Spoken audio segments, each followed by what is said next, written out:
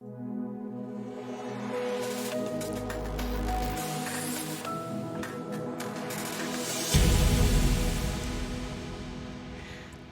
to Creative Hub Live. I'm Angela Lamont, and today we have an isolation special for you. Now, in our industry, it's pretty broad, and so some of us are already used to working from home alone. I certainly do when I'm doing animations, and I have friends who are silversmiths, illustrators, artists who are used to doing that too. But equally, many of us are used to working closely with a team or even with a live audience, and of course, all that has changed. We're going to meet some usually outgoing creative types later on in the show. But for now, how are you? Let us know how you're doing in isolation and what you're doing differently in isolation, depending on what you normally do. I can see there's lots of you already in the chat room, which is fantastic. The chat is going quite quickly. So if you notice the chat's going too quickly and it starts to turn into a blur, there is a little pin button at the top right. You can just hit the pin and then you can scroll through it at your own speed. And remember, you can ask questions for our guests in the chat as well. And Flavia's in there to answer your practical questions as we go through the show. And she'll be dropping some useful links for you as well. We've had a request for a shout out. Emma wants to say happy isolation birthday to her two teammates, both of them. She doesn't work with twins though. The birthday is the company they set up a year ago today.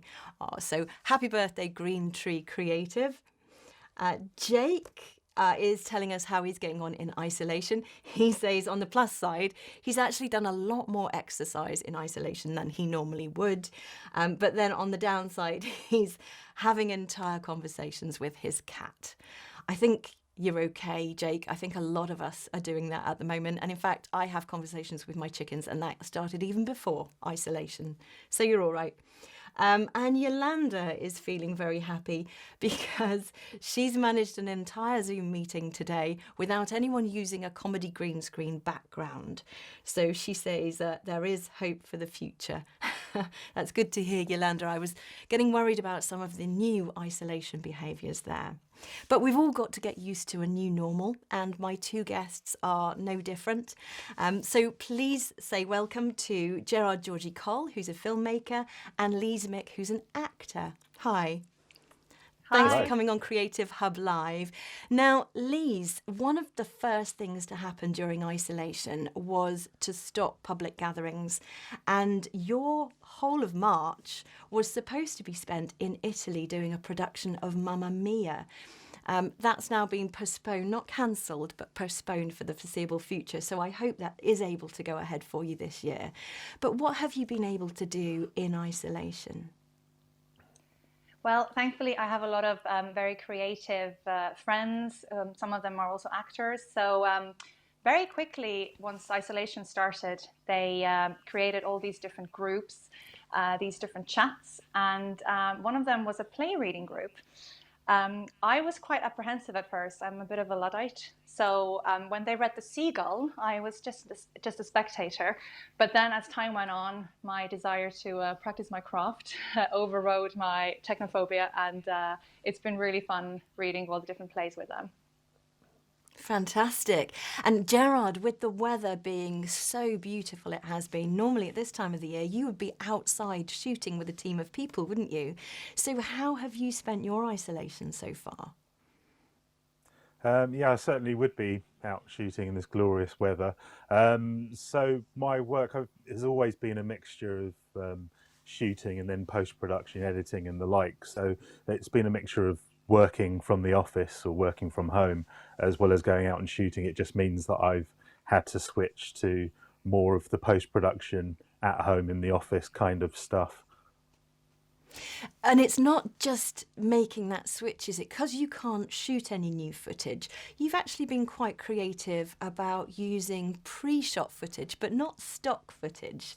Tell us what you've been doing on your latest project. Yes, that's right. So I've had a long-term kind of relationship with an indie rock band. I've made a few videos where I've shot the videos for them in the past, and they've as Corona was approaching, the lockdown was approaching, they were gearing up to release an album.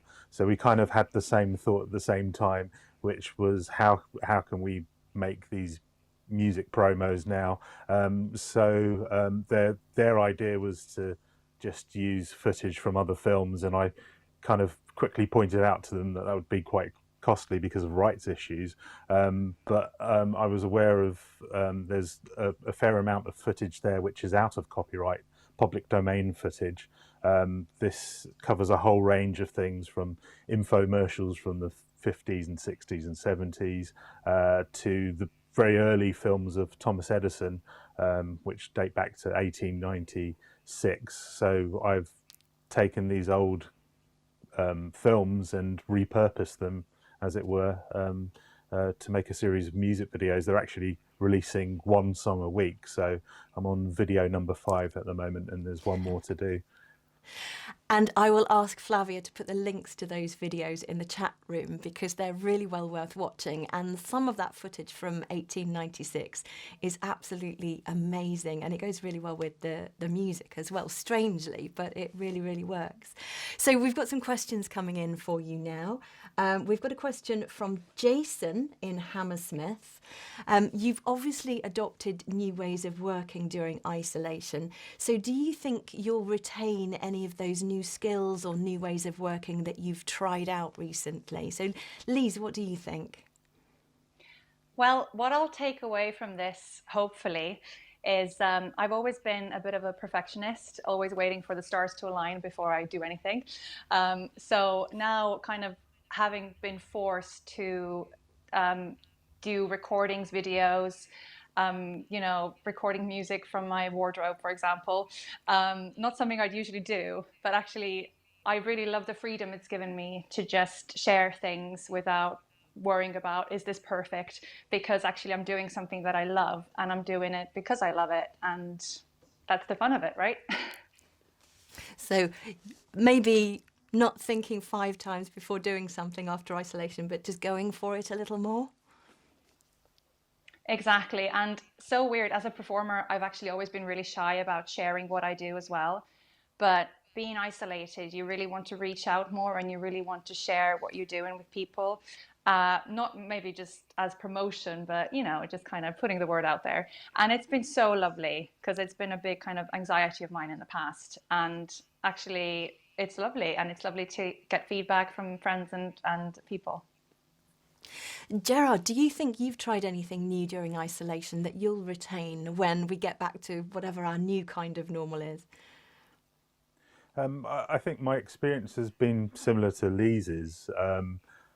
Having those kind of parameters to work within, the sort of confines of the lockdown, means that I can't go out and source footage. So it really forces you to be a bit more creative and in some ways less precious about what you're doing, which, as Lee said, is quite freeing. So it's something that I will take with me, to kind of get stuck in and work with the kind of limitations, which really aren't limitations at all, and kind of get more things into production.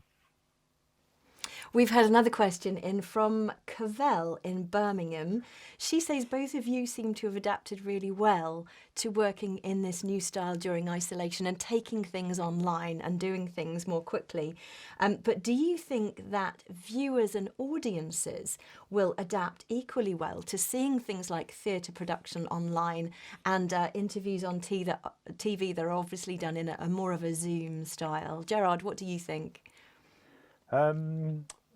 I think, yes, audiences, I think, will perhaps now appreciate the kind of the styles and the quality of work that you might have had before the lockdown. Ultimately, it's the content which is the most important thing, but I think we can now see, oh yes, okay, there's value in that craftsman shooting that piece of video, or having that makeup artist and somebody to look after clothing and whatnot, the sort of traditional professional production. I think that's highlighted that value. And I think it's also it's quite engaging for audiences. I think audiences are participating in creating content now because it really is about the story or the the content of what the message that you're trying to say. It's not necessarily, you don't need all those accoutrements of the big professional production as well to kind of have a voice. But so I think it's encouraged people to participate, but it also it gives people a sense of value of those other sort of more traditional productions. Thank you. And Lise, I know the audiences have been reacting really well to some of the music projects you've been doing during isolation. Yes, it's been really cool actually to get that feedback because, like I said, I normally don't really share much of what I do. Not sure about the neighbors. No one's knocked on my on my wall yet, but recording in my bedroom with the microphone in the wardrobe has been quite interesting. Well, thanks very much indeed to both of you for joining us today and sharing your isolation experiences. Thanks also to you for watching and for your questions in the chat box. The chat room I can see is still in full flow, so we will leave the chat open for a little while, and in fact we will join you in there as soon as we come off air as well, and we can keep the chat going for a little while.